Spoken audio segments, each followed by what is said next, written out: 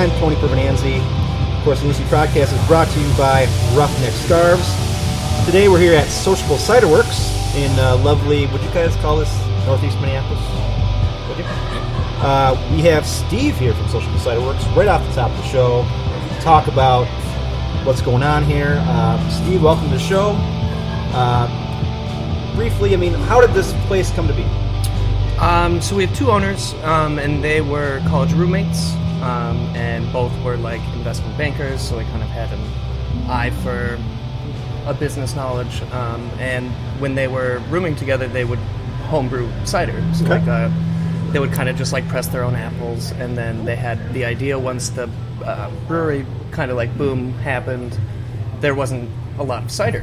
Yeah. So they just decided to like capitalize on that, and then put one like right in kind of like the center of the brewery boom. Wow. See, Dave, you and I lived in Northeast back in the day. We could have pressed our own apples and made cider, and we didn't do that. We could have. Yeah, I think we were. We started too early. We were before the boom We were occurred. before the So, but yeah, this would be the place to live now. So, of course, we're all drinking the ciders here. Dave, you got a flight, I did. Yeah. Yep. and you got like a bunch of different ones. I did. This is actually my first time here, so I actually started with the Freewheeler, which is the flagship, I was told. So yeah, kind of the basis on which all of them are kind of created. And that's one you can find in stores, right? Yes, yeah, Okay. that's our most recognizable product. Okay. Yeah, it's an excellent start. For someone who doesn't drink a lot of ciders normally, just the first few sips have been delicious. It's not too sweet. It's got a nice dry feel to it. So yeah, really impressed. Can't wait to see how the rest of the flight goes now. Okay. Sterling, what'd you get? So I got the Gin Botanical. Oh. It's phenomenal. I don't even know how to say it other than that. Does it taste like gin? There's a little bit of a juniper note in it. Okay. The botanicals are interesting. I mean, can you disclose any of the botanicals that are in there? Yeah, so there's like caraway, spruce, juniper, peppercorns. Okay. It's your pretty standard gin, more on the juniper end as opposed to like some gins are more on the spruce end. Yeah, I think I can taste peppercorn, but that's one of those things where you say it and now I think I taste it. I'm not sure, but it's very good. It's very refreshing. Yeah, I grabbed the, I think it's the honey mead. Yeah, mead for speed. Mead for speed. Now, I've had meads before. I have meads at the Renfest every year. Yep. And this tastes pretty much like those. It's a fantastic mead. It's great. Did you guys decide to do meads after you kind of did ciders, or? Yeah, that was kind of like, one of our production, he's kind of like the warehouse manager. He's really into meads. And then so like one of our owners just kind of like let him start this side project, and then it turned into like become more of a like hit than we thought. Yeah. Because now we're bringing like mead to a more well-known market, where Sure. before like you would only find it at like Renfest or like the people that really are into meads. And we made it more sessionable too, right at around like 6%, so like you can have a couple and not be on the floor. Yeah. Right, I've had some meads out of bottles at stores, and those percentages can get a little high. Sure can. So you got to watch yourself. Now, I want to talk to you a little bit about the food truck situation here, because it's not like a normal food truck kind of thing where you guys have different ones coming in all the time. Explain to me what you guys are doing out here. Yeah, so we're calling it an incubator. So basically, we're trying to take local aspiring chefs, and they come in and they do residencies. Okay. So then, like, we have Union Hmong Kitchen right now, and they're Monday through Saturday. Okay. And then basically, it's an idea to help grow both brands, and then hopefully with the draw at the end of the residencies, they would have enough hype to then get a brick and mortar. Oh, nice. And kind of like, so we're kind of like help aspiring chefs to like get a chance to get into a restaurant. That's awesome. That's when I read about this, I was like, that is so interesting. I see nobody else has done this. I don't think. Do you know anybody else that's done this? Prize is doing something like this too. Well, now, yeah, I guess Prize would be true. the same, kind of the same deal. They have theirs. I think theirs is more like upstairs type of thing. Yeah, There's upstairs, so it's in the same building. You guys actually have a truck outside, so it's like a food truck. Yeah, it's operated like a food truck, but then it's a little bit bigger than a normal food truck because it's not a drivable truck, so they're able to add like different equipment in there to then kind of like customize it to Very cool. fit what the incoming chef wants, pretty much. And then what's the one that's out right now? It's a barbecue and cruise. Okay. So like on Sundays we do pop-ups, like small monthly residencies within like the big residency. Yeah. So this month it's barbecue and cruise. They make amazing barbecue. I think next month we have a Thai restaurant coming in. Okay. Oh. Cool. So those are kind of like ever rotating too, and where those are even like smaller catering people coming, Sure. giving them a shot at like seeing what they could do with a truck. And you guys have had a couple before this that have kind of gone somewhere else. Yep. Like we started with the Curious Goat. They were amazing people. They moved on to Modest, and then now he's on to Kieran's Kitchen. Like he's running Kieran's Kitchen. Wow. We had Red River Kitchen and they have like a couple of restaurants like throughout the St. Paul area too. Cool. So it's definitely, we're always trying to like help others grow as well. Nice. Very cool. That's great. You guys have a great place here, and we're going to enjoy your ciders for the rest of the podcast here.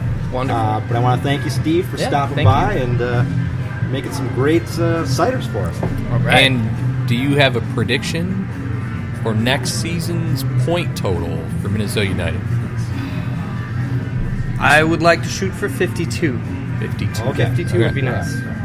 All right. Yeah, we should mention that Steve's a big United fan. Oh, that's right. I did forget to mention that I was told by Alex that there are a bunch of United fans Yes. who work here. In fact, how long have you had season tickets now? This upcoming year will be 6 years. Okay. Oh, geez. So that would have been literally when they changed to Minnesota United, or was it the year I think it was before? the season after they switched from the Stars to the United, because they were getting like the buzz. That was back like when Christian Ramirez was starting to pop Right, up, yeah. and the Blaine days were fun. Right. Oh, yeah. yes. Oh yeah, those Yeah. were fun. Oh, yeah. We had lot of some fun. great time sitting behind the goal, the opposing team, and yelling at the goalie in his native language. Oh, yeah. I love doing that. And Nessie was there every Nessie, yes. game. Yes. Yeah. Oh man, it was great. Very cool. All right, well, thanks again, Steve, for coming out. Of course, guys. Thank you very much. Thank you. So now, we're going to switch gears a little bit.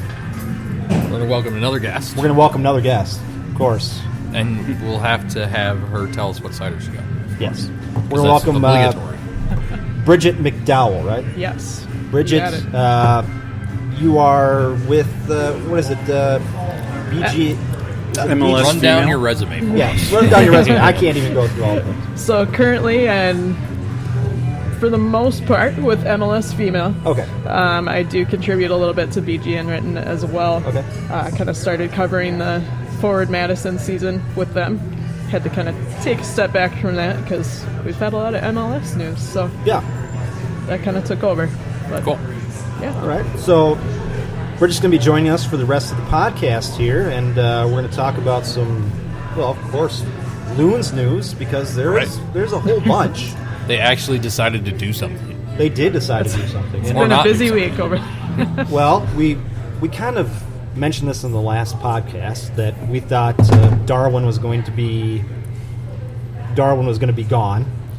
Right. Before we get into that, John Andruski is here on the sidelines. That was his phone dropping, by the way. So Yes. we have now mentioned John in this podcast once again. Every episode. I think pretty he did much. that on purpose, so we mentioned him. For the truth. Yeah. So Darwin is now, he's on his way to Houston. Right. Correct. We had heard rumors that it was going to be, Orlando. So it was originally Houston, then it was Orlando, and Yeah. then the Dom Dwyer stuff kicked in. Yeah, that was crazy. The trade for Dom. Yeah. Yeah. And then it ended up being Houston. Yeah. And then we got a bunch of, To sum it up, yeah, I mean, so obviously Houston gets Darwin Quintero, and then they also got a 2020 third-round super draft pick, which turns out to be the 70th overall. So yeah. And then MNUFC in return, of course, got the young, well, I say young, but Youngish. he's experienced, a young, experienced midfielder in Marlon Harrison. And plus some TAM GAM over the next 2 years. I think it's 300 of each over the next split Split evenly over the next 2 seasons. Yeah. 150 for each of the next 2 seasons. So, Yeah. I guess depending on how you want to look at that, it's could be significant. Yeah. We'll see how the next collective bargaining agreement goes. But Right. either way, Yep. I think they'll be compensated for that. I have to Yeah. believe this was the best deal that we could have. Well, it could have been Done. nothing. Yeah. I mean, Yeah. Definitely. Yeah. Well, Right. it could have been exactly right. it could have been absolutely What nothing. killed me about this whole deal was after we'd found out there was rumors going that the deal was happening, and then I heard rumors that it was being held up because Darwin was trying to work a deal with Houston for his contract. Right. And I was a little concerned at that point. I was like, "Oh shit! Now it's going to hit the fan. It's not going to happen. Right. We're going to be screwed because he's going to want more money." Yeah, we'll have to protect him in the expansion draft, yeah. and Yeah. then we'll have to figure out what to do with it. Yeah. Yeah, I guess good faith on his part to work all that out, because Yeah. I could see someone being an ass and using that to really burn some bridges, but good thing for They him. definitely took a step back and kind of let him work that deal for himself Yeah.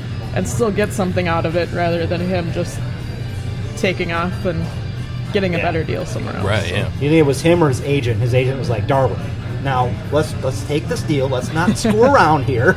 Quite possibly. Yeah. I think, given the FO shakeup, I think, and Heath, I think it's a mutually beneficial arrangement. Of course. I really think it is. I think the writing was on the wall early on this season, at least Definitely. midway through. You just saw those signs. We talked about it We last talked time, about but- it. Yeah. Do you have any insight into why some of the things happened this season? Like, not starting in the U.S. Open Cup final, not starting, in our playoff game, not starting against, was it Seattle he didn't start against? Yeah, I think so. Yeah. Obviously, his production was significantly lower. And actually, I took a look back and I noticed that his non-inclusion started to occur well after his production dropped. So there was clearly some people I saw on Twitter, because Twitter is the great place to spout something that you may not necessarily be accurate. Seen that numerous times. And I saw a lot of people argue that maybe they were intertwined, like he stopped producing because Heath lost faith in him. But I noticed that for the most part, it was not producing, and then he started Right. losing I think faith. there was probably quite a bit in training, maybe, that we didn't really see. Unfortunately, because I have a day job in addition to reporting for MLS, Right, yeah. I'm not always out there. But it does seem like Heath says a lot that players choose and drop themselves, Right. and we know he has a track record of trying to make that point by Oh, yeah. keeping people on the bench. We saw it even, I think it was the very first MLS game when he didn't make a single sub, and they Right. were playing horribly, and he did it because he wanted to prove a point that they had done that to themselves, and they were going to try to dig themselves out of it. I think we're seeing that more and more with individual players as well, and I think Darwin was probably one of the most obvious examples of that. Sure. Yeah. And I think, dare I say, the most consistent thing about Adrian Heath is that philosophy. Yes. I mean, Yep. he'll go all over the place on everything else, but Yes. And I mean, the other, he's right there Yep. with that. And the other thing is, if players don't conform exactly to whatever his game plan is, Quintero's out there trying to produce something, but it was usually when he'd kind of run off on his own and go, okay, let's make this work, let's Yeah. make something happen. Maybe it wasn't exactly to the play or the plans that they drew up for the match. Sure. Yep. And then even if it had come to something, even if every single one of those balls had gone in the net, he probably still would have found himself in the same position. So That was always a rub on Darwin, was I think last year when he had some great games. I don't think a lot of those games were part of the game plan. I think he was kind of going off on it. Right. And I think Heath let that happen last year because it worked. Because it worked, we were winning some games, right? And we needed to win. He didn't some have games. many other options, so you kind of Exactly. had to write like- him that blank check. And but we talked about this in the beginning of the year, and we brought this up, was that Darwin would have to learn to play not as the top guy this year, Right. but as part of a team. Exactly. Not as the main guy, but as part of a team. And I Right. don't think he really fit into that this year with Adrian Heath. Well, I think when you somehow manage to become the face of a team, and then that gets taken away, or well, not necessarily taken away, but divvied out. It, that can be a shock, I think. I can, as a fan, we're all fans, of course, but I'll certainly miss him. And he was a big part of that transition from a team, that was giving up 70 goals and finishing near the bottom of the West to having finally the success in the third year. He made it exciting. I mean, how many times in 2017 was he was the only person we had to talk about? It was game after game. What was the bright spot? Well, Darwin Quintero. I know he had his ups and downs, but I mean, he provided that spark and that excitement going into the third year, I think, that really made for a good transition. So I'll miss him, for sure. Oh, yeah. I mean, I think so, too, And he seemed to embrace Minnesota. He really did, yeah. His family seemed to enjoy it. He's got a couple of young kids who I think were pretty happy to be here and kind of get into a new environment. So wasn't he the Grand Marshal in the Aquatennial Parade this past season? That was fun. He really enjoyed that, at least from looking from the outside in. It looked like he did. So this season he kind of shied away from the media a little bit, but he was definitely getting more involved in community, like Aquatennial. I think we saw him at Timberwolves games a few times with some of the other guys. So he was ready to just kind of live in the moment for whatever time he had left here. Well, so Darwin's gone.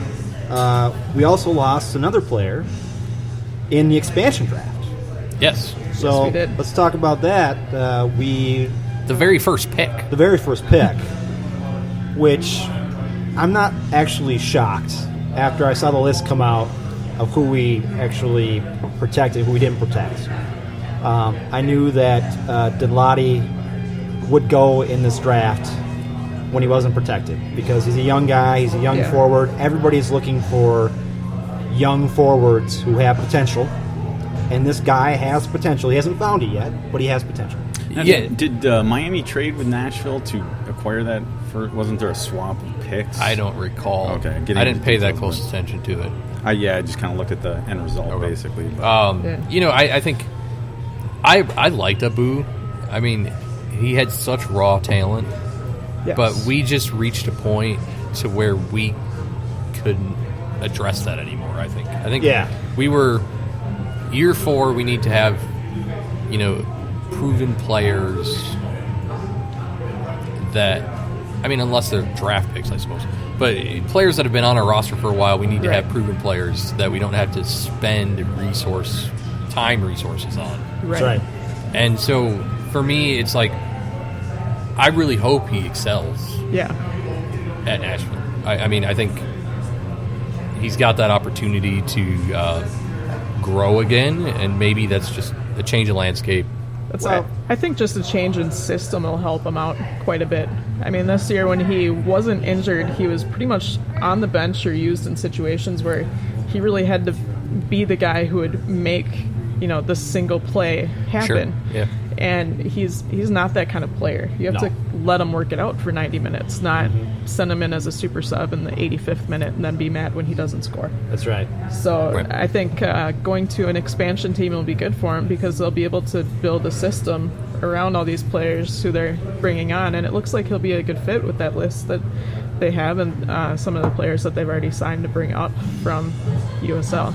So. Yeah, it was interesting in the beginning of the year. I mean, you looked at the forward spot and you said, okay, well, you got Angelo, then Dinladi, and then Toy. And Toy really, during the course of the year, really surpassed Dinladi. Yes. And then surpassed Angelo. Yeah. Right. So you saw this big hit and you go, oh, crap, what's going to happen with Dinladi now? And the writing was on the wall at that point. You can't have two young forwards at this point. Pretty much, so, Yeah, it would have been interesting to see where Dinladi would be right now if he didn't, run into those early injury, concerns. But and that's the thing. I saw somebody, I feel like it was Jeff Reuter, make a comment of how we ignored his injury issues in college. Yes. Mm-hmm. He definitely spent a lot of time on the bench in college as well. Yeah. So it's not shocking right. that his first 3 years in MLS ended up being this way. I mean, now I have to fully admit I don't pay attention to college soccer, so it is what it is. I think the hope was that they could get him better with MLS resources. Yeah. More so than a college program could. You know, they're willing to spend the money on him, get him to the right doctors. Sure. He spent, I think it was last offseason, he spent in Europe training. Oh, yeah, that's right. Training completely off the ball and just working on building up a little muscle to prevent those injuries. Sure. Which definitely helped him a little bit this season, but not enough. Right. So.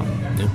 I mean, again, it's one of those kind of lost young talent things. It happens in all pro sports. You get a young guy and it doesn't work out for you. And a lot of times he goes to a new system and he turns into something. Yeah. And then people get pissed off that we didn't keep him. And we'll see that on Twitter in like 2 years. Yeah, you know, Minnesota's in a, especially after this past season, they're in a win now kind of situation. Yeah.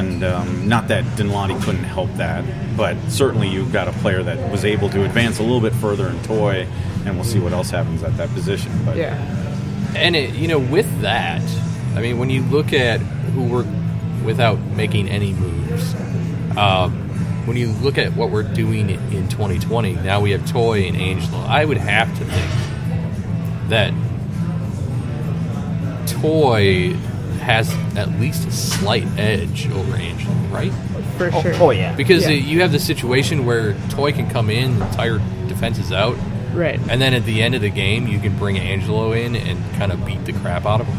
Well, and from Hopefully. there's at least at the very least there's certainly speculation out there that Angelo Rodriguez won't even be back next year. How do you feel about that? Well, true. Yes. Yeah, I'm seeing a lot of that too, and it's definitely a possibility. More than likely, I would think we use him as probably a trading piece. I mean, he still has value out there, and for other teams that are trying to build that up, he'd work for some systems. Again, this system's not really built for him, what we have going here. It was for a short period of time. Right. Yeah. But what he does doesn't exactly work every single match. No. And it's it does not. Not at all. So I think he's good to have, and he's good for, when we had two guys kind of fighting for that spot, I think it was good to have kind of the old guy, the veteran up there helping out. But I don't think they need that anymore. Yeah. I could see them keeping him around, just on the bench, having somebody with I feel experience. like, I feel like he would work really well if we ran a 4-4-2, because then you've got that other complementary striker that can. He can kind of hold it up, and that other guy can play off of it. It was nice to have the change of pace, especially earlier this season when Toy would come in maybe as a kind of a later substitution when you needed a runner out there with some speed. He could just sprint up there, even if he left Angelo, and he could hold up the ball for a little bit, draw attention away from the striker. But I mean, because if there's one thing Angelo was good at, he could hold that ball up. Oh, yeah. And if you can find a system for him, I mean, it's one of those talents that I don't think people really think about, right? Because it's off the ball, or it's on the ball, but it's not necessarily contributing to anything, right? But yet, that was my biggest complaint with Christian Ramirez, was that if you put the ball to him, if he turned his back to goal, he just fell over when somebody came up to challenge him, and he just didn't have that strength. And man, Angelo, sometimes it seems like he's got two guys on him. I don't remember which game it was, but I remember distinctly seeing him just stop, just outside the 18, set his foot down on the ball, and literally just stood there for 30 seconds. Literally holding the ball and waiting while somebody came up for him to pass it to. Yeah. And the defenders didn't know what to do about it. Yeah. He's just standing there with the ball. They don't know where he's going with it. He just stood there and stared him down, and then tapped a pass over to somebody else, and it wasn't a goal, but if it had been, that would have been the strangest assist I had ever seen. But he has a good that skill is like his greatest skill, right? Yeah, and you have to think if he's paired with the right striker, or he's got the right complementary pieces around him. And that was a big thing with Darwin. Those two never seemed to really gel well. Right. It's like. That's what upset me the most about that combination was I always thought that combination could work well if they could get on the same page. Right. With kind of Darwin sprinting around and Angelo holding the ball, waiting for Darwin to kind of make a move, and Darwin getting open space and being able to put the ball in the net, but that never happened. No. Right. You know? There were definitely pairs that you could see kind of clicked right off the bat. I think it was Angelo and Dunladi. Oh, yeah. And then Quintero and Toy were usually Quintero and good. Toy were good. But Toy and Angelo actually work pretty well together, too. So, it's just one of those the route things that they're going. But yeah, and it's one of those things where he'll be 32 next year. yes. International spot, a decent salary. Yeah. It's like you can't really put that on the bench, I don't think. Right. Because Well, they did just don't buy him want to. down a bit that's in order to use him that way this season because they knew he wasn't going to be a starter for the most part. So. Sure. I mean, I'd be okay with him hanging on to him. I would be okay with them getting rid of him. Is another one of those. He works in certain situations, Yeah. but he's not the guy that you need to have on the field. Speaking of losing somebody else, not only Yes. did we lose And now this has Dunladi, been, Well, if you spent at least a day total this week on Twitter, yes. probably Thursday this has would have been like shoved. Yes, This past has been Thursday. shoved down Yep. the throat. Well, I just, As we're talking about, so this past Thursday, I believe it was the kind of the deadline day to renew or to accept player options for next year going Right. into 2020. So there was And, the roster had to be kind of finalized more or less going into the redraft and free agency periods here in the offseason. roster had to be finalized, and Batman has left Metropolis, boys. Yes. Well, And gals. to be Correct. fair, they just declined to take his option. for Batman next has year. left Metropolis, Dave. Yeah, well, I'm still gonna hold out the hope. Batman has He left has already Metropolis. said his goodbyes. And the team has said goodbye. Yes, okay. We've said our goodbyes. It's Goodbye. It's the what do we have? Our optimistic Dave. What was that? Optimistic Yes. and I don't remember what the Dreaming Dave. I'm Dreaming dreaming, I am Dave dreaming or Dave today. 'Cause Downer Dave. I will Downer leave out. Dave. There is a small possibility that he could pass through early next week's reentry draft. And For the- under 330,000, Yes, I that's don't. the truth. No. there are lots of teams who I think want this guy, and Yeah. Oh yeah. it's going to happen. To be fair, Yeah. like I said, I'm being optimistic, but yeah, you're right. So But- they declined his option as well as a few others. And of but- course, this wouldn't hurt so much for this team if it wasn't one of the original NASL members, right. like Superman was. Right. And again, people are going to be upset about it because he came with us and everything like that. But the fact of the matter is, he wasn't playing this year, and he was in Heath. Was he in Heath's doghouse, Bridget? I mean, was he? Oh, from day one. Yeah. Yeah. from day one, Yeah. It's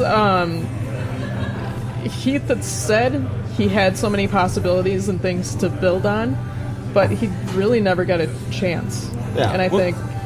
Look, go ahead. I'm sorry. I think I you're was going the same direction I am. I think I am, and correct me if I'm wrong, but he did, and I know I said this before, but he had his opportunities earlier this year.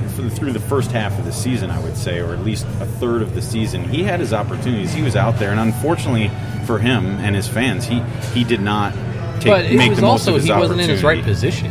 That's the thing. I mean, we can talk all we want about his numbers this year, but if you're going to throw the guy into positions where oftentimes he was the only one making those runs, he was the only guy running box to box and trying to make those things happen, and if that's the guy who misses, you can't really put that all on him.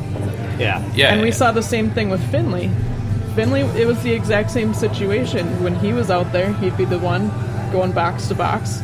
He might have whiffed on a couple balls, but we wouldn't have needed to worry about that had the forwards maybe put one or two in the net. Sure. So, I think one of the big things for me was, you have way back, I think it was 18. There are a few moments where Miguel actually found himself on the right side, yeah. and you could see the flashes of Yeah, definitely. what he was supposed to be. Yeah. Because he obviously favors his right foot, Yeah. and he is a speed demon when he's in his go and he works, his engine just continues to run over and over. And it was always like, oh, there he is. Yeah. And then the very next game, he'd be on the You'd left. forget that he's out there because he's stuck on the left wing somewhere. And I've argued multiple times about his numbers this year, justifying the fact that we let him go.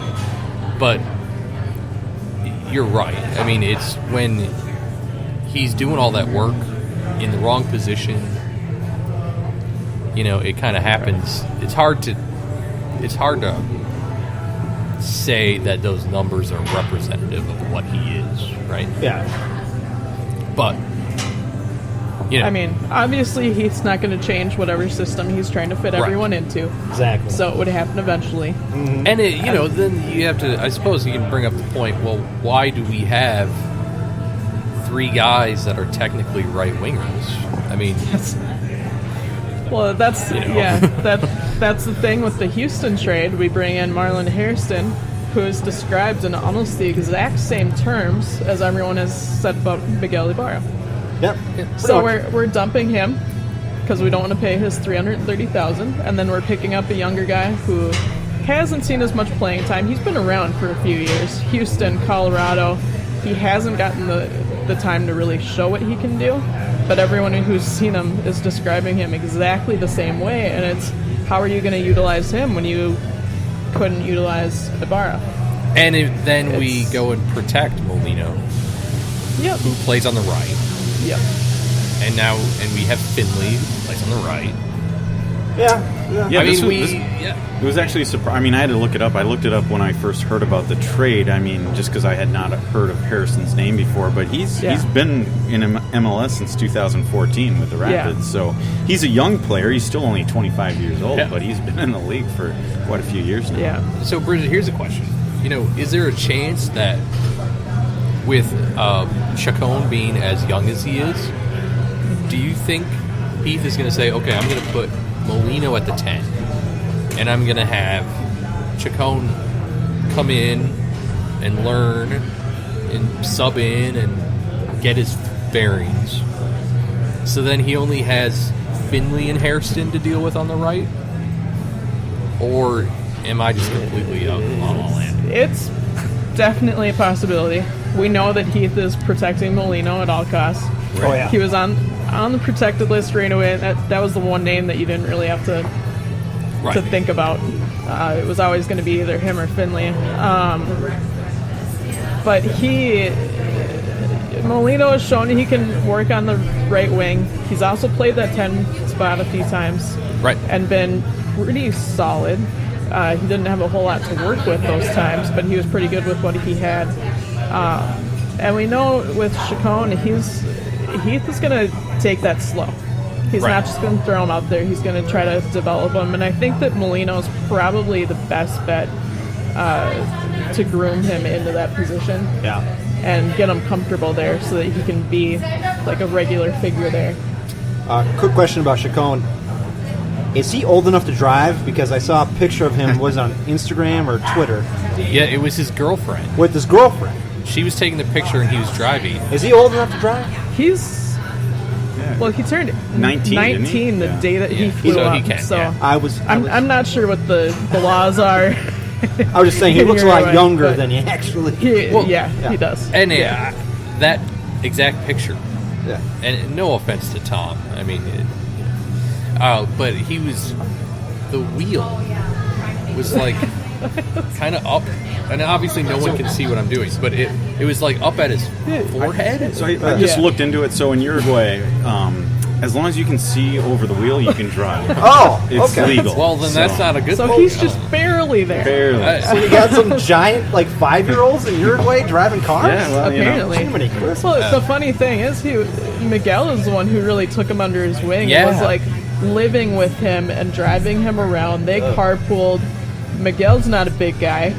Right, he drives around in the little Jeep with a lift kit that he probably needs a ladder to get into.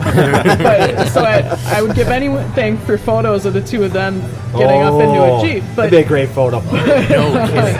Dude. I forgot that he drives that Jeep. That's right. It's a blacked out Jeep. Yeah. Fellow Jeep owner. Yes. props to that. Before we get into the break, we want to talk a little bit, because Bridget's here, and we talked about the changes in the front office last podcast, but now Bridget's here, and she's got a little more insight about what's going on. We had our own thoughts about what's happening. I think our thoughts were Heath is getting more control over the first team in general and signings and things like that, and we looked at it as, well, at least I did, as basically the ownership rewarding Heath. And Manny is kind of... That's speculation, of course, but... It's definitely not a promotion for Manny. No. You can say that for sure. It's kind of a sidestep, isn't it? It's really a lateral movement for all of them, to be honest. Okay. I don't really see it as a big step for Heath getting more control there. I think it's more... It's almost like a test run, is how I see it. Okay. Sure, yeah. You have this system that you're dreaming of. You have these plans, your 3-year plan. Maybe hasn't come to fruition yet. Let's see what you can do with it. And kind of give him that just a little free rein to really do what he wanted it to become. Right. Without having Manny and Amos McGee and those guys kind of overseeing it.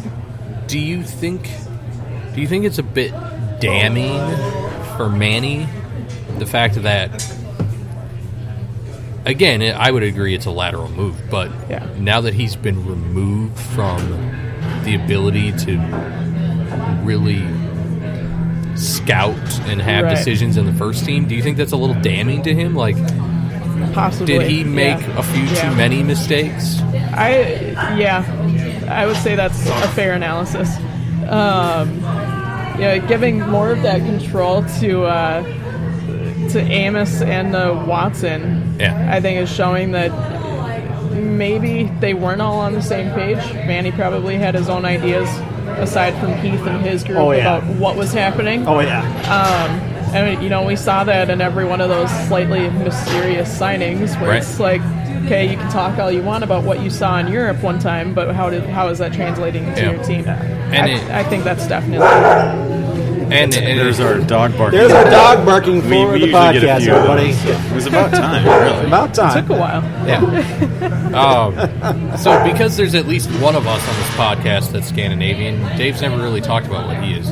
I'm not Scandinavian, but I've got a little bit of everything. I'm mostly English, Irish, German, and Czech. You're a Czech mutt, Bohemian. Very much a mutt. So Tony is Finnish, right? And part Finnish, Same. There you go. Okay, so I don't want to make this an insult to you. I'm going to reword this. I think I know where you're going with this. You're backing up a little. He hates all the Finns we signed. So, is there a chance, then, that Manny potentially had a significant say in the Scandinavian players that have not lived up to anything, really? Right, I mean, because Demidov is Scandinavian. Schuler's Scandinavian. Obviously, Lude, I'm giving him some leeway because he's new. It's early, Gosh, I feel like there are more Scandinavians than this. Tiasone, if you want to go further back. He was good. Yeah. I think Manny's wife is Scandinavian. That's why he's going to see those. Well, he was definitely like the lead scout when it came to scouting in Europe. Yeah. And especially Demidov was our first non-NASL signing, right? Yes. Yeah. So I was like, well, is he just going Scandinavian because it's Minnesota and sorry, I'm not. Minnesotans are majority Scandinavian and let's make everybody feel good. That's the thing. It's like, and Bridget, you'll agree with me on this, is that I think that when you bring in these guys from Scandinavian, you get a lot of people here who are Scandinavian, and they're like, oh, Scandinavian on a soccer team. Oh, great. Me as Scandinavian, I go, yeah, it's great he's Scandinavian, but Scandinavians don't play great soccer. They're hockey people. They're not soccer people. I think part of it was an untapped market. Yes, they're not competing with 20 other scouts from various leagues for South American, which is where Amos and Watson tend to look, obviously. But we kind of saw a little bit what was thought of as the rise of Scandinavian soccer with Iceland and now Finland going to Euros and all of that. I mean, they're not, you might not hear about them all the time, but they're not horrible. They've had players in Premier League and elsewhere. Right. So I think it was just an untapped market that they thought there's some raw talent out there. We can develop them and mold them into our system. But if you can only play soccer like 2 weeks out of the year outside, I mean, how are you going to get work done? You know, it's not that much different than here. They're the hardened players. They are the hardened players. They're out there training on ice. That's not right. like That's right. They're training on ice. They're playing more like a version of broomball and soccer. Yeah. They basically were training during like the Surly Boot tournament from the last few years. Yes. That was their year-round training right there, and that's Which side note, props to Finland for making Euros. Yes. Yeah. I mean, it's the first time. I mean, of course, they had to beat Liechtenstein to do it, but Liechtenstein, who scored 2 goals during the whole thing. but it's the first time. That's a big deal. news. Yeah. And we've got for sure one player. I will who will say be playing in the Euros. Yes. I will say I was one of those Minnesotans when Schuler was signed. I posted on Facebook that I had somebody to cheer for who was from Finland. Well, and I don't think Schuler was really that bad. I mean, it's just, again, it was one of those... everybody was bad, and he happened to... Yes, relatively speaking. The relatively obvious one at times. And, we always had our comments about the robot. Kind of didn't know what he was doing. Yeah, Schuler was a robot. But he was also not playing in... He was playing as a winger when he's not a winger. But Finns are kind of robots themselves. I mean, Finns, that's the way it works. Yeah. So I think this is a good time to break. Yeah. When we come back, we'll talk to Bridget a little more about what she does with MLS Female. Yes. Right? Also going to have a weird news story and a final piece, an ode to our first and number 1 fan. So we'll be back here in a little bit.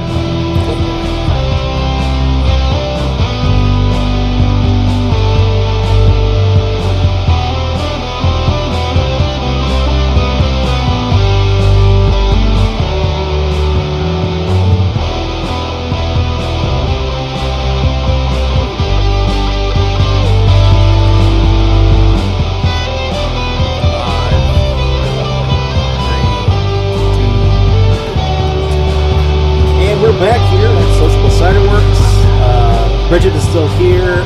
She decided to stay along. We didn't offend her in any way in the first half, even though David brought up stuff about the Finns, but it's all right. We're, of course, still drinking their fantastic ciders. Yes. I got the Fat Bike, which is a kind of a holiday type of mulled... What is it, Dave? It's like a mulled apple, mulled apple cider. With, hey, the holiday season's right around the corner. It's got it is nice for the holiday season because it's got the touch of cinnamon and nutmeg, which you can obviously tell. It's tasty. It's like it reminds you maybe of like if you drink like a warm apple cider. Not that this is warm, but it gives you that sense, I suppose. By the way, before we just side note, turned on my radio, got in the car today to drive here. My radio was on Cool 108. And they started playing their Christmas music already. It's not even Thanksgiving yet, Cool 108. Well, I mean, we could get in a debate as when you should start, but I mean, wouldn't early November or maybe a few days before Halloween? After Thanksgiving, so Black Friday, that's it. So, Corey Burrington had a picture on Facebook. True North Elite, if people don't know. He had a picture of a car with antlers sticking out of the side windows. Oh. And it said something like, "This is why people hate Christmas," or something like that. Yeah. Because it's like it said something else about the timing of putting it up. I don't remember. It was like before Thanksgiving or something like that. I used to be in the camp where I said, okay, put up your decorations, get your tree, start listening to Christmas music, do all that after Thanksgiving. Yeah. But then that's when it is. But I kind of realized that time between Thanksgiving and Christmas just flies by. I mean, it's so fast. So if you don't get into to it have the sooner- decorations up at a shorter amount of time. That's right. You know, I just, you're kind of catching me right at that teetering point. I kind of want to lean the other way and go earlier. Not maybe before Halloween, but certainly once daylight savings time But that's ends. that's getting earlier and earlier. It is. I mean, Crazy. I get the outside decorations because it's nice out. Yeah. So, don't wait. Right. Yeah. I mean, there have been times I've waited till the weekend of Thanksgiving, and it's shitty out. But don't turn stuff on. Don't put a Christmas tree up. It's full blown in my I'm neighborhood. telling you, it's ridiculous. So, cool 108. You lose my listenership for another, well, not a month now because I'm not going to be turning on your channel anymore. I'm done. So, Dave, what cider do you have? What's that? It's easy because I'm also drinking the Fat Buck. No, Because I just wanted to get into that holiday spirit and continue that, which I have been in since basically Halloween. So I'm just going to let it roll. No, but yeah, it is like I described, the way I described it, it is kind of refreshing. It's something you could probably drink all year, but it's especially nice here in the colder months for sure. Right. Yeah. David, what'd you get? So, I got the Burnout, Oh, yeah. which is cucumber and habanero. It tastes like cucumber and habanero. There you go. It's really cucumbery. It's very fresh, and then you swallow it, and about 2 seconds later, it hits your throat, and it's like, oh yeah, there's peppers in that. Yeah. It's good. Little slow burn effect going. Yeah. Nice. What about you, Bridget? I got the Hop a Wheelie, just kind of a not too sweet, just a little hoppy and kind of a clean beer taste. Cool. There you go. Well, again, I want to thank Sociable Cider Werks for letting us come out here today. I want to thank Steve coming on the podcast. Yep. I want to thank Alex for actually getting back to me on emails. Right. Yeah, it's a great place, Northeast Minneapolis. They got food truck every day. And they've got a nice group of people. Got a nice Got crowd. a very Yeah. nice Sunday afternoon You know what it is, crowd. though? You know what it is? There's no Vikings game today out here. And there's no Packers game. There's no Packer game at noon. Packer fan, Packer fan, Packer fan, Packer fan. Well, your Packers play at 7 o'clock. That's true. So come over here, have some cider, get a little, buzzed up before the game. They're playing the 49ers, so they may need to be. Oh, that's right. Not to go into throw ball at all, but So, coming out of the break here, we wanted to talk to Bridget a little bit more about what she does for MLS Female, how that works out for you, what that kind of entails. yeah. When did they start it? It's been going I've been doing it for 2 years. I believe they've been going for a year before that. So this was the third full season. Started by a couple gals who, they have a American football site as well. I believe that's called Our Turf Football. Okay. Find that. They also cover NASCAR. Okay. So it's all women who started off as fans of the game. Yeah. Had maybe been writing a little bit about the game beforehand, but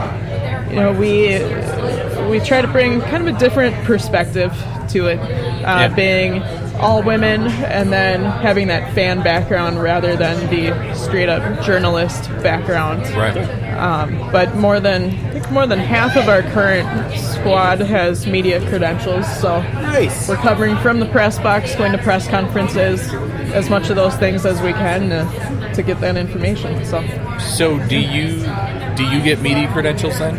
I do have credentials, yeah. So you get to be under, I guess, under the stadium kind of ish after the game. Yep. Talk so to people. we go down for the post-match press conference with Heath, and then move into the locker room they'll usually make 2 or 4 players available. Okay. It depends on how the game goes and who's factored in. Who's the player you like to interview the most? Or maybe who's the best one? There are a few this year. Vito Minone was always great. Michael Boxall. Even the rookies have been really great this year. Chase Gasper and Hassani Dotson, Dane St. Clair. I remember we interviewed all those guys their very first game, which was the international friendly, actually. But they were all, it's like they had come straight from MLS Press 101 or something. Eye contact with every single person in the scrum. Nice. Taking their time to answer questions, answer honestly. It's been a really good group of guys this year for that stuff. So I'm a bit of a Friends fan. Okay. When you say eye contact, you remind me of an episode when Ross is going to do a presentation, and he practices on them, and he reads a card, and then he stares at somebody, and he reads a card, and he stares at somebody else. And so was it like that, or did they do a very good... No, it was like a conversational. They were interested in talking to you, and it was much like we're sitting here right now. Yeah. You get some guys. First one that comes to mind would be Calvo, who they might stare directly into the camera, and they want to make their point and make their mark for that day, but they don't really care who's holding that microphone or the camera.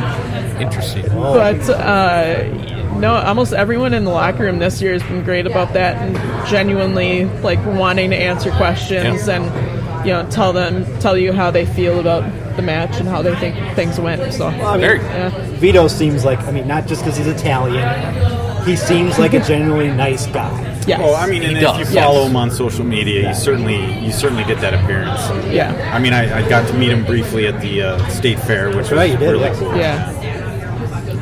Completely friendly, and actually Dane was with him, I think, that day. And he's usually the first interview. He was almost always the last one to get ready to.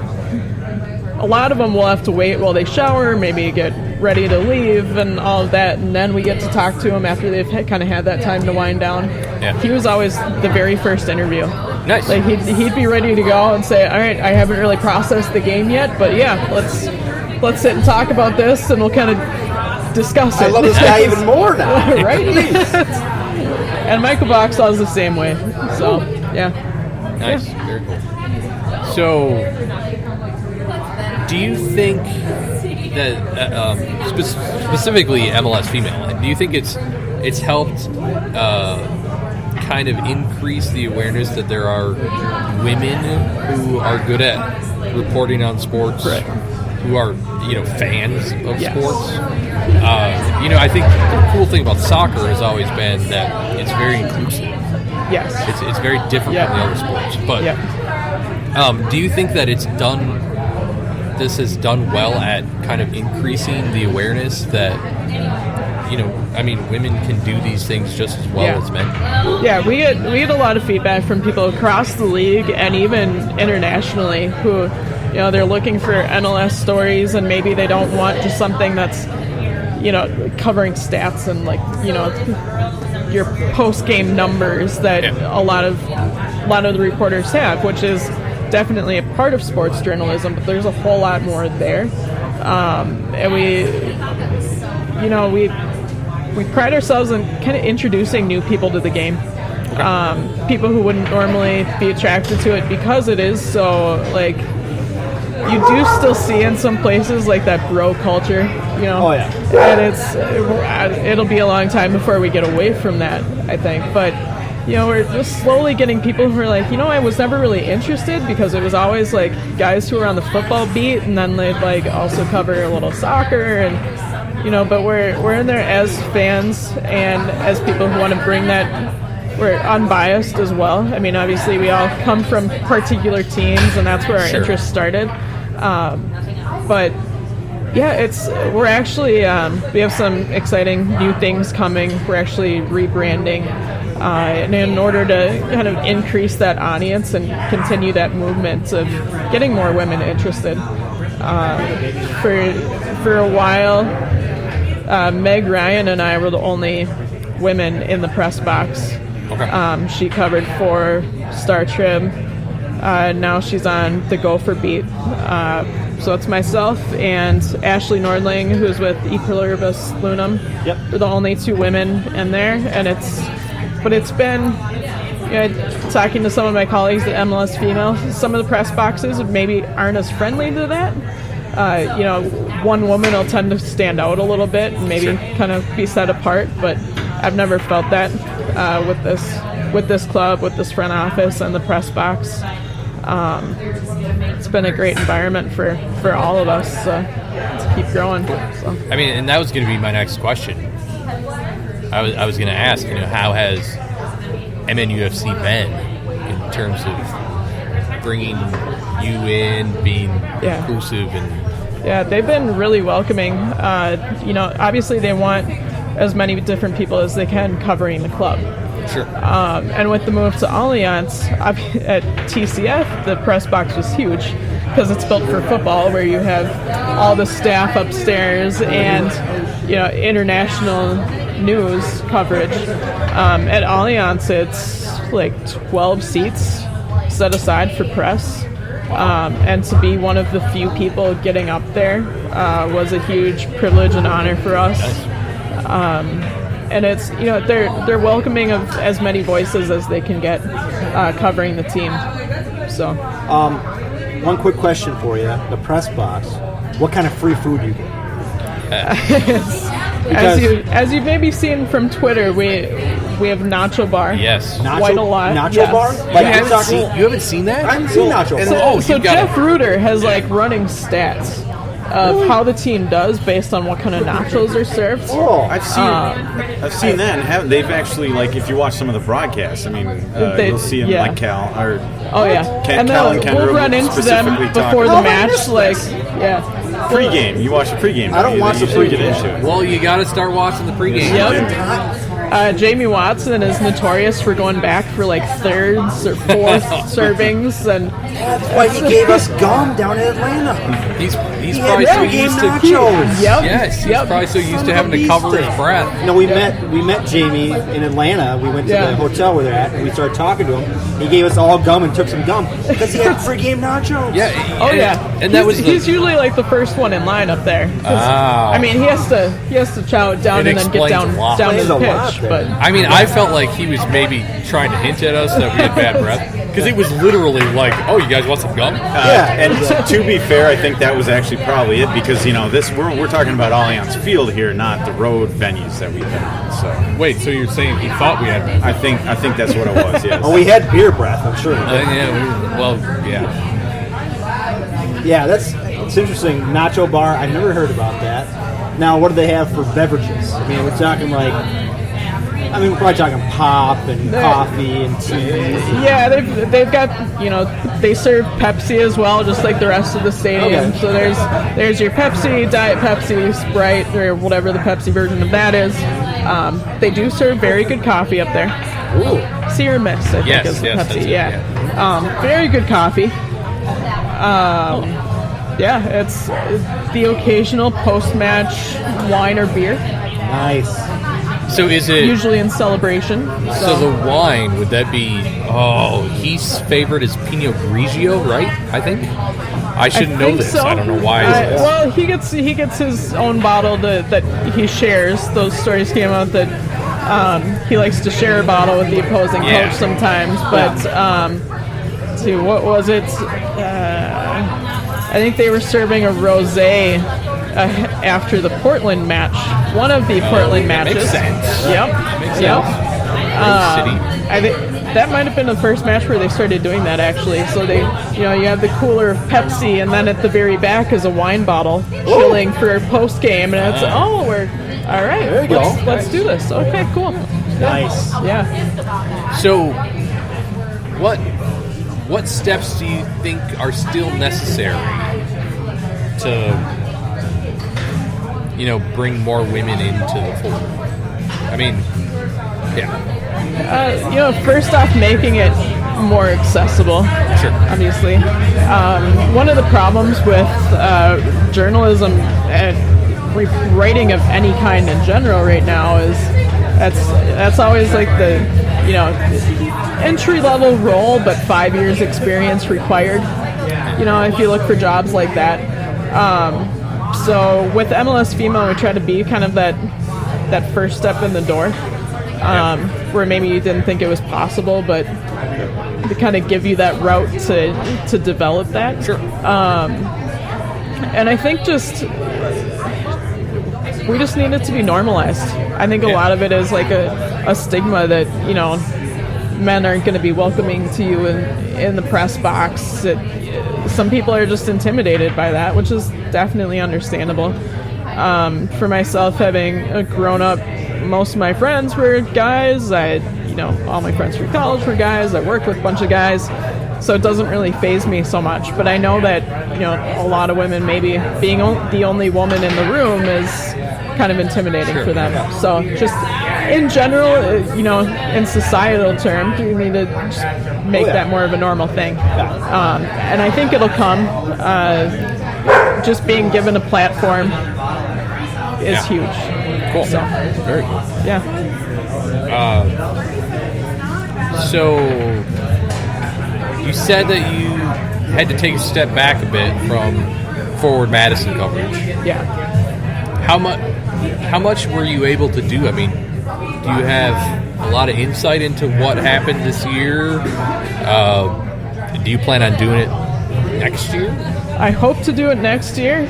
I was able to, I think the first couple matches of the season, I was able to write recaps from afar. I wasn't able to get down there to actually go to games, to introduce myself to people. And they've been really good about responding to requests. Obviously, they're getting a lot of publicity, partly because of their social media presence.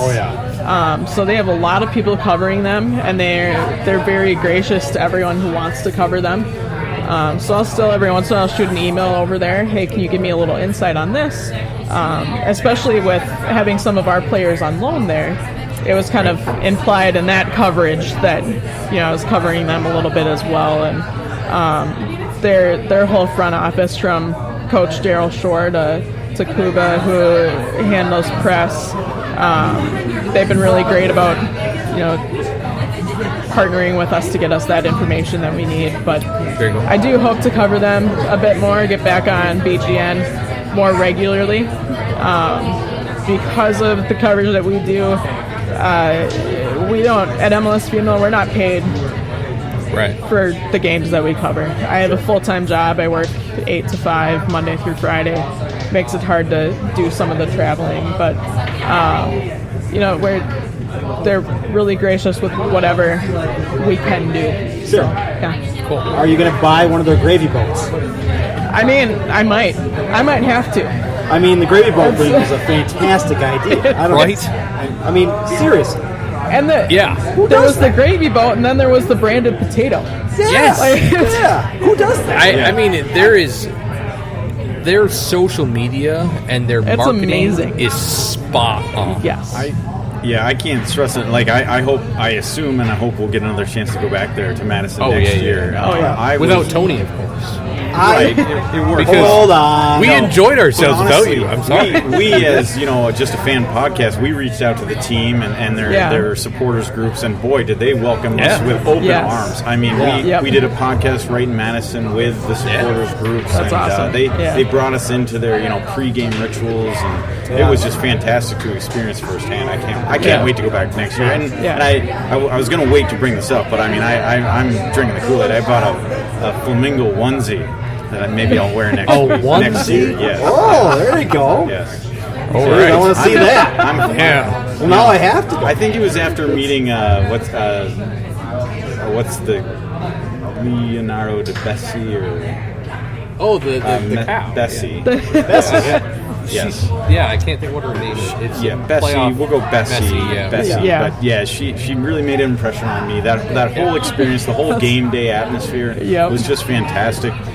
When was that? Like early? It was May or June? June. It was June that we made it down. It was June. Yeah. My kid wasn't in school at the time. I wanted to go. And so we know you were planning on going. I was planning to go, but my oldest daughter decided to have kidney stones that weekend. But we were led to believe we'll have at least another year of that relationship. Right, It does look like that'll be continuing. So which is a good thing. I mean, having a place like that that's close to the Twin Cities, it's always a great thing to have. That's what gets me about other sports, and I think MLB is actually trying to do this. They're going to rearrange their minor league system next year. To be more closer and more so they're compact. not across the country. Exactly right. Right, yeah. And that's what they're saying, that St. Paul Saints might become the AAA affiliate of the Minnesota Twins, so they will That would have make somebody sense. that would be And close. it makes a ton of sense because then, I don't, without switching sports too much, but if you can go and look at some of your team's younger prospects, if you can drive across town as opposed to Rochester, New York, Right. or wherever else. And that's it what is, Madison it's has. I huge. think you could take a weekend trip down to Madison and see some of these young guys. Definitely. And we've done so great in the Super Draft in the last year. I mean, come on, true. you see some Yeah. of these guys. Yeah, I'll never Definitely. get over the fact that we watched in person Mason Toy come in the second half at Madison, and later, just a few days later he scored the game winner. I believe it was against Houston in the U.S. Yes, it Open was. Cup. Yep. So it was just to be able to see him, and then 3 days later, watch him on TV scoring the winning goal was just great. Yeah. So, how many games did you get down to see? I wasn't able to get down there Okay. for any.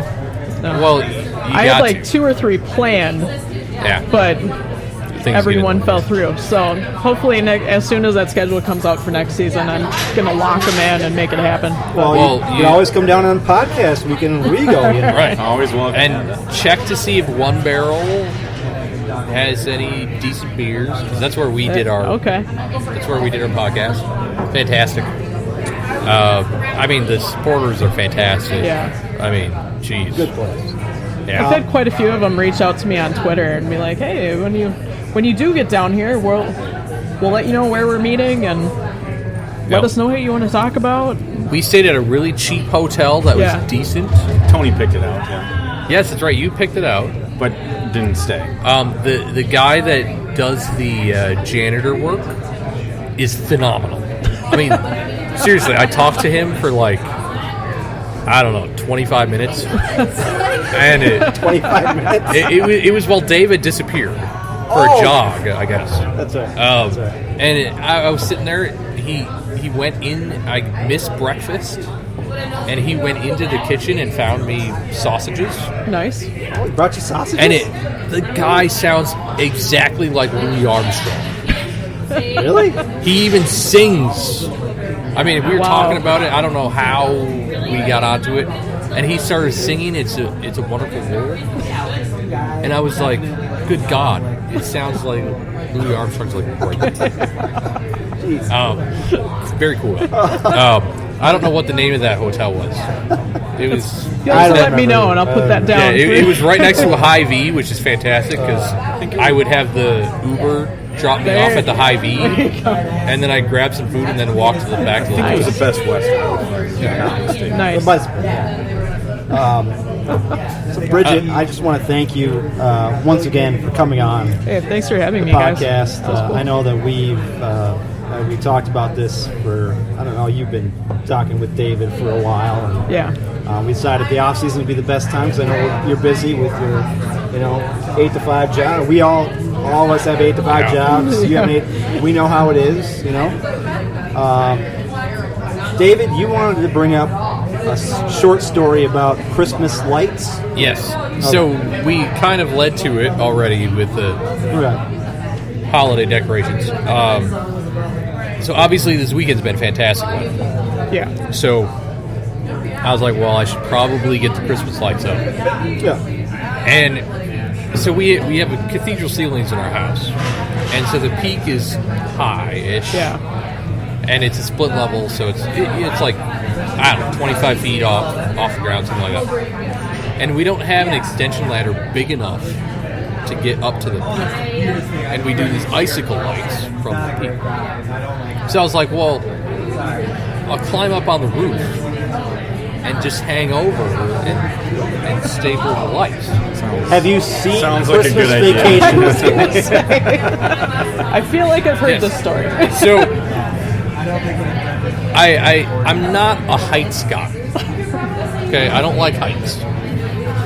And I climb up on the garage, and I immediately start looking at the garage roof, and I'm like, man, the roofers who fixed our roof 2 years ago sucked. And so I'm getting upset a little bit because I'm like, we need to get these guys out here and look at what they did because it's so bad. So I'm getting upset.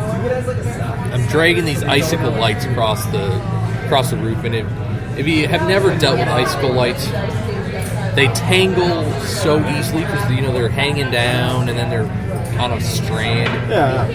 And they get all tangled up, and then they get stuck on a shingle on the garage roof. And I'm just kind of like pulling at it, and all I can think of is slipping because it was early-ish in the morning. Yeah. Or like late morning, I guess I should say. And so the shade was still kind of frosty. And I'm like kind of tugging at it. I don't want to go back and get it. And all of a sudden a bulb goes. I'm like, oh shit. What the hell is that going to do? I'm like, all right. So I let that strand go. And I keep the other strand. And I walk across the garage roof. And so I climb up onto the top. And so I'm at the peak. And now at this point, there's nothing this way down to my left. And then the height kicks in. And I'm like, okay, I can do this. So I walk toward the edge. I'm about 5 feet from the edge of the roof. And I'm thinking, okay, this side, if I fall, I just go into the corner, the crook of the roofs, and I'm fine. Yeah. This side I fall, I'm going 20 feet down. And I froze. I completely froze. And so Sarah is down on the ground. She's holding Oliver, who is just a year old. And she's looking up at me. She's like, what are you doing? I'm like, I can't move.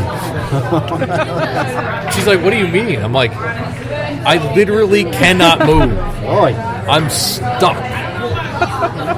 And so she's like, clearly, the look on her face is like, you idiot, just stop being stupid and back off. And she's like, just walk backwards.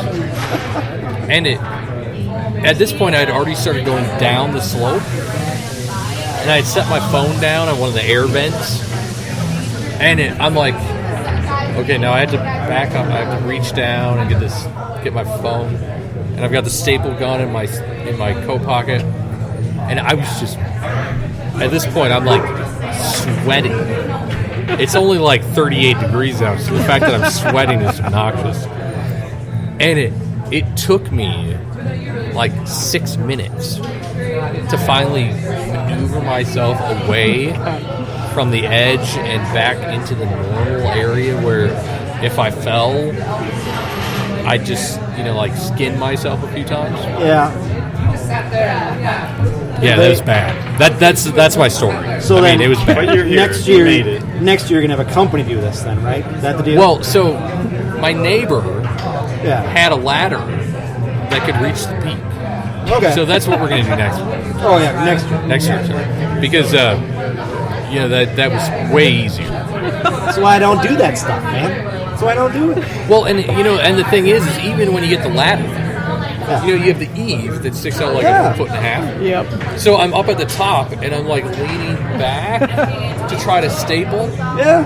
And I felt the entire time I felt like I'm just going to fall off. It was Yeah. Okay. Here's what you do. Like reason I number did. one why I left Colorado. 'Cause Yeah. You go to Target for $50. You buy one of those lighting things that light up your garage with the lights, Oh, yeah. like I Spotlight have. projectors. There you go. It takes you 2 minutes to pull up, and then you're done for the. Wow, we have a lot of dogs today. Jeez. We're just a violent. We have dogs fighting, I think. Yes. Dog fighting. You get one of those things, it takes you 2 minutes, and you're done till Christmas is done, man. That's it. I mean, I think I want to just be redneck Alabama and not take them down. That's a good idea. I mean, white icicle lights hanging all year, that shouldn't look that bad, right? Nobody will see them in the summertime. No. It's Brooklyn Never. Park. It is Brooklyn, but you're kind of in a nicer neighborhood.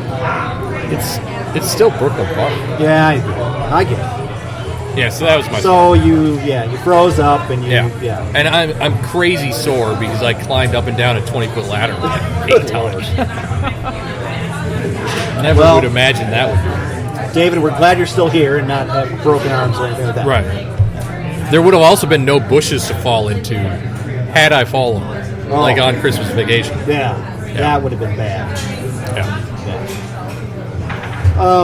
Well, we'll go from your Christmas story down to Florida. Yeah. Because all the good stories come from Florida. It's starting to be that way. Yeah. It really is, yeah. Florida man demands bank teller give him less money during an alleged robbery. Okay? Okay. Well, he robbed a bank. He was donning a Make America Great Again shirt, which just adds to the story. Yes. He apparently received far more money than he demanded and told the teller to give him a smaller amount of cash back. This guy is 73 years old. His name is Sandy Hawkins. He was arrested. Go figure.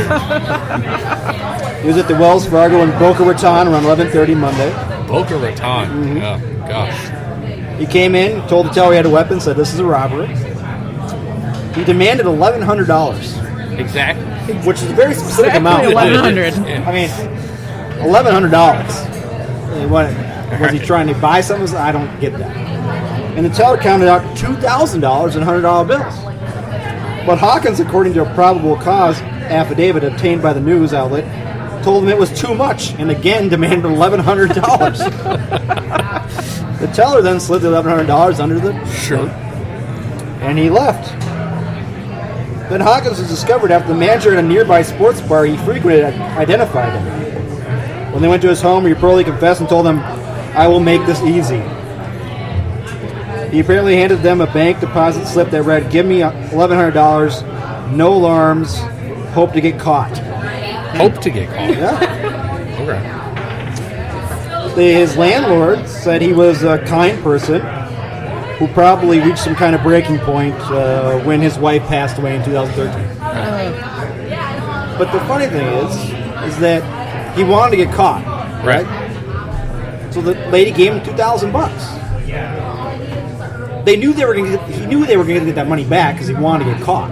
Right. So why transfer the money back and say, "Give me $1,100 instead"? Is it like $1,200 is a felony, but $1,100 is only... I don't know. It might be, but that's just weird, man. He had a specific plan. He wanted to stick to it. Yes, but So why was he trying to buy a new motorized scooter? I don't know. Or maybe his HOA required some back pay? But It's Boca Raton, and he's 73, so he's got to be living in one of those retirement communities. He does. Oh, yeah. But he wanted to get caught. So no matter, regardless of what you rob from the bank, you're going to you want to get caught. You're going to get caught. Okay. Right. $1,100, $2,000 doesn't really matter, does it? I mean, and first off, I feel for the guy because I'm guessing his landlord's probably right. I mean, he's 73, maybe. He reached a breaking point. Yeah, he reached that point, but it is weird. His mind's not right. But Yeah. still, it's one of those weird stories. You're like, only in Florida does this happen. Well, right. I mean, the story we had a couple episodes ago was Florida. Yeah, that's right. It was the guy breaking in and making the breakfast and saying, "Shh, I'm making breakfast." Yes. Go back to sleep. Which I still say, if he doesn't have a weapon, Then let him make breakfast. make breakfast all you want, as long as I get some. And then Dave brought up the Make cleaning enough for person. everybody, and it's Yes. fine. Yeah. And then Dave brought up the cleaning person going into their house, cleaning houses, Right. breaking in and cleaning houses. I mean, If you woke up to that, you kind of just let him be. I'd be like, "Hey, keep on going. yeah. I might even leave you a tip." I don't know. Exactly. I'd be like, I have 2 kids under 4. Clean away. My wife will appreciate it. Good God. But I just, again, Wow. one of those stories where it can only happen in Florida. Yeah. It makes it better that he has a MAGA hat or shirt. Sorry. Yeah, make America great again. I'm not sure why that makes it better, but it's intriguing. Yeah. It's an intriguing detail. Well, we're not going to get into politics on this show. We avoid them. We avoid it at at all all costs. costs. Yes. Interesting. Yes. Interesting. Before we go, guys, you guys know this. Earlier this week, my father-in-law, Tom Ellis, passed away. He was probably, I will say this, he's probably the first listener of our podcast and probably the first fan of our podcast. Not because he likes soccer. Right. He didn't like soccer at all. Yeah. He thought it was boring. Right. He was a football fan, a Twins fan, a Vikings fan, a Timberwolves fan. I think the only reason he listened to it was because I did it, and he enjoyed listening to me and my buddies talk about something. He came over numerous times to my garage when we have an episode of My Garage. He came over and was on the podcast. We actually, this last summer, we did a podcast at his house. We talked about things other than soccer for a while. That's right. But he listened, every time we did a podcast, he listened. I can't say much more than thank you to him for being the greatest father-in-law that a guy could ever have. He was my father-in-law, but he was also one of my best friends. And we will miss him dearly. And Tom, if you're listening up there, this drink's for you. And on that note, guys, for myself and for Dave and David, and thanks Bridget for coming on. We'll talk to you guys in 2 weeks. Cheers, Tom. Cheers. It was interesting. You guys blend so well.